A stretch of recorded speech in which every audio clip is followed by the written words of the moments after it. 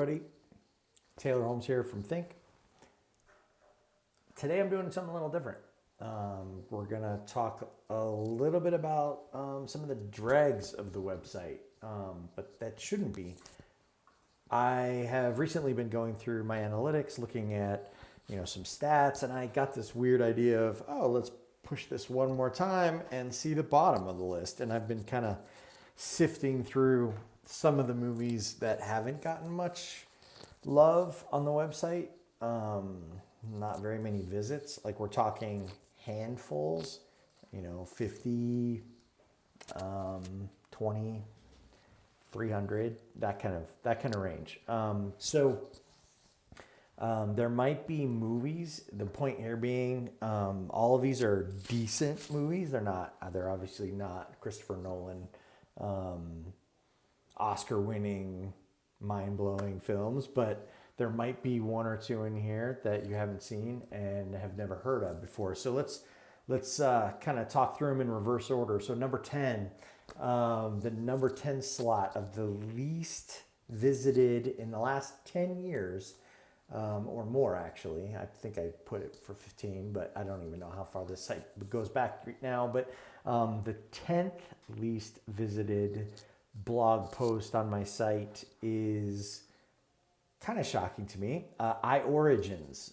It's a movie from Britt Marling. She is the brilliant creator, writer, leading actor for the show The OA. I would argue that The OA season 1 is primo content. Really fantastic, really, really good. Do not follow Britt Marling into season 2 if you know what's good for you for The OA. It dives off a cliff and Netflix cancels it. If they had finished season 3 with The OA, that would have probably been worth following her to, but just stick with The OA season 1.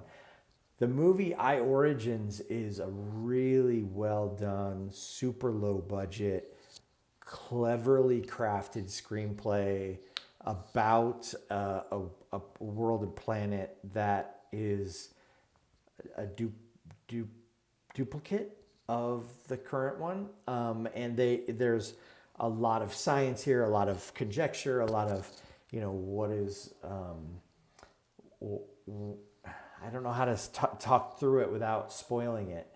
But it's a great, clever movie. Totally worth your time, totally worth a watch, and I would definitely recommend it. Britt Marling, though, always follow Britt Marling. The Voice, did she do? No, not The Voice. What is the other one she did that was fantastic? Regardless, just search my site for Britt Marling, and you'll find all her movies that are really fantastic. Number 9, Winter on Fire. Documentary about the Ukrainian uprising, I believe it was. I think it was the Ukrainian uprising, and the massive call for democracy and push for free elections and fair elections, and really, really fascinating, really amazing story, especially with what's going on in Ukraine right now. That it's the 9th least read post on the site. It doesn't do it credit. Another one in this same kind of space,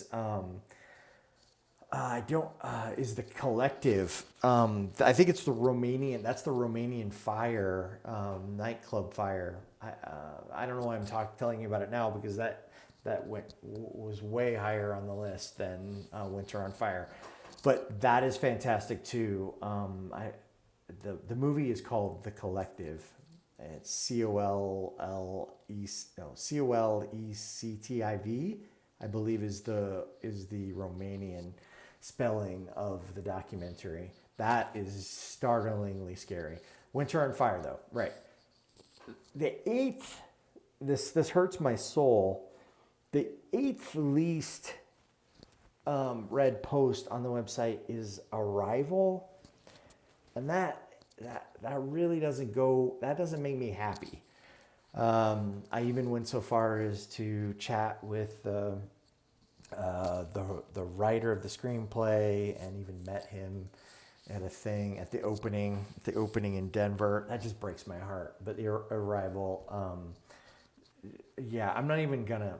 Just if you haven't seen the movie, and I'm sure you have because you're you and you're Patreon, so you've seen Arrival. You've seen Arrival, right? You've seen Arrival.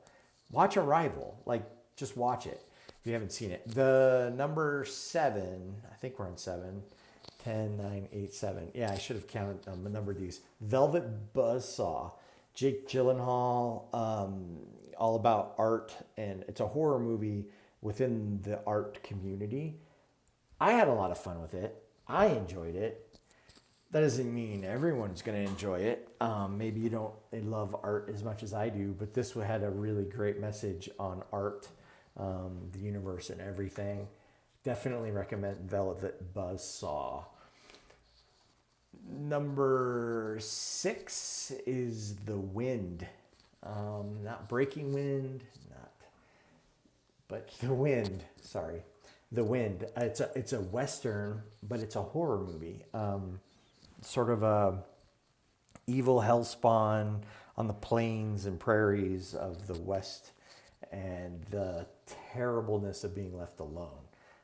This woman kind of unhinges, or maybe she's plagued by an evil spirit of some sort. It's good. I enjoyed it.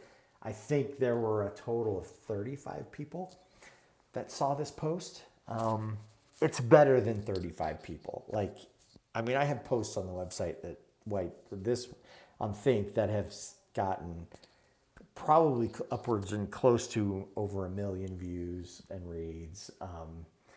The fact that The Wind had 35, it breaks my heart. Dead Center is number 5. 1, 2, 3, 4, 5. Yep, Dead Center is number 5. This one's okay. Like, Dead Center is okay.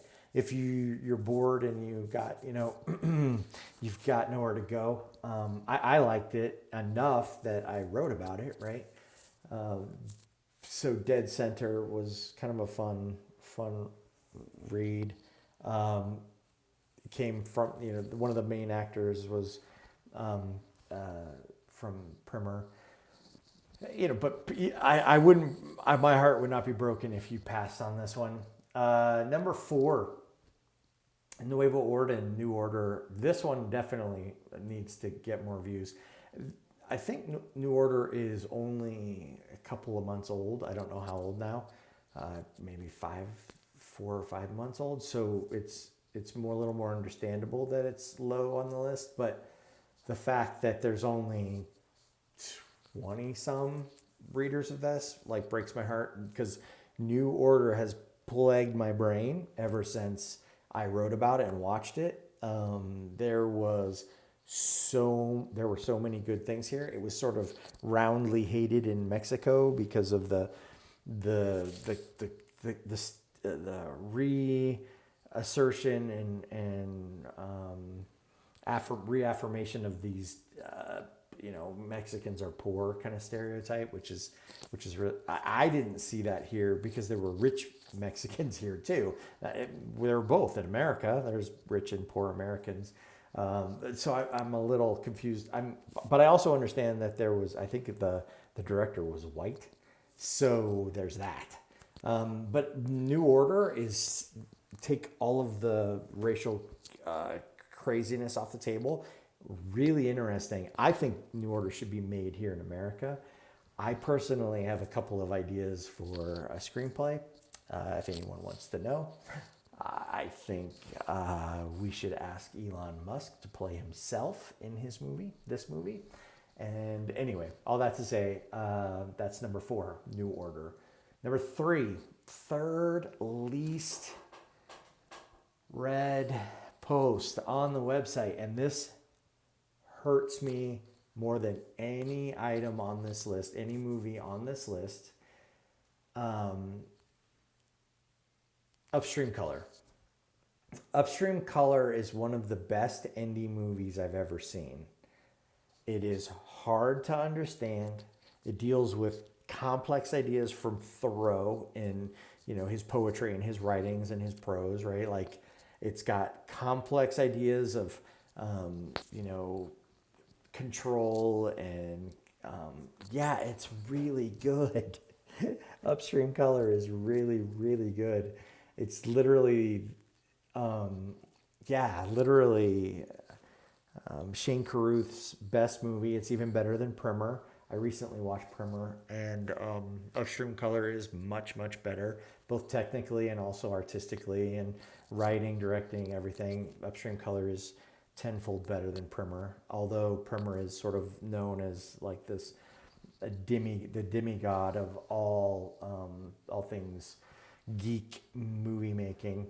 So, Upstream Color, if you have not seen it, I would just be really shocked if you haven't. But if you have not seen Upstream Color and you want your mind completely blown apart and you want to just like dive deep into the chaos of Shane Carruth's world, I get it that he's done some really stupid things lately, but his movie by itself, just absent all that, and the chaos with Amy and, anyway, Upstream Color is an amazing movie. Deserves way more than 20 readers. It's the second movie, 21.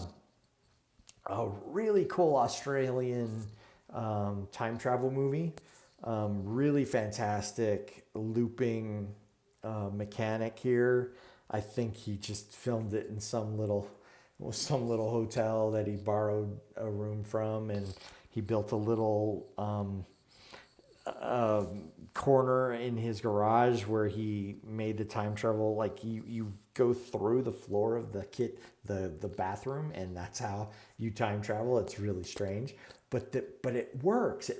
I liked it. I even interviewed the writer and director of the film. I went and found him and had a blast talking to him about his movie. If you like time travel movies, 21 is worth it. It really is worth it, and it's got a really great ending, really clever play, and I even did some timelining for how the time worked and the flow worked, and it's you got to watch this movie, 21. It's kind of hard to find because of the numbers, but it is 2-1. I think it's like on Prime for free, or I can't remember where it is, but go find it. It's totally worth it. And the number one least read post on the site for a movie that is worth your time. It's actually just the number one least, period.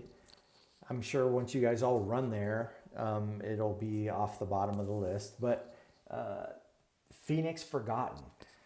Have you guys heard of this movie? It's pretty well. It's unknown. It's in the school of thought around Operation Avalanche. If you've not watched that movie, I recommend that to you as well. Operation Avalanche. That one is about the fact that NASA never actually went to the moon. They couldn't afford to get onto the surface, so they decided to circle the moon, and they filmed being on the moon, and they cut to it during the dark, when they cut to the dark side of the moon, and then they show the landing, which is just a Hollywood set, which they stole from 2001 Space Odyssey. That's awesome. That's a separate movie, but that one is awesome. I love Operation Avalanche. And another side note on that one is that they walked onto NASA's property and they did tours of NASA, and they filmed for Operation Avalanche about not going to the moon on NASA's land and property. That's why the characters' names are the characters' real names, is because they use their own names while going on these tours to get on site and learning about the lunar missions, right? That was their goal. So yeah, that's a fun one. THiNC Forgotten is a little different in that it's all about UFO abductions, and it talks a lot about VHS cassette player that kind of comes and goes throughout the movie, and all about someone being abducted, and I can't go too deep into it because there's some good spoilers, but it is a found footage film, and so it is a little constrained in that regard, but I thought it worked. I thought it pulled, it stuck the landing, and it actually did a pretty good job at it. If you have not seen Phoenix Forgotten, go find it. I think my post might have where to get it, or just use the Google. The Google will tell you Phoenix Forgotten. So yeah, let me go back through the list one more time, top to bottom. Number one least read post on a movie worth your time: Phoenix Forgotten, found footage.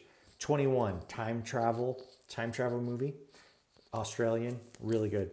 Number 3, Upstream Color, Shane Carruth, best movie on the list, one of the best movies I've ever reviewed. I'd put it in the top 10, like without even blinking. Upstream Color.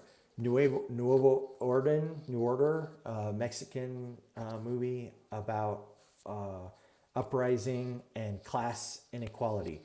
Number 5, Dead Center, dead people coming back to life, sort of a thing. Pretty good. The Wind, number 6, horror western genre defying movie about the wind and the solitariness of the plains and how it can drive some people mad. 7 is Velvet Buzzsaw, Jake Gyllenhaal, really good. Other support actors as well in that. Number 8, Arrival.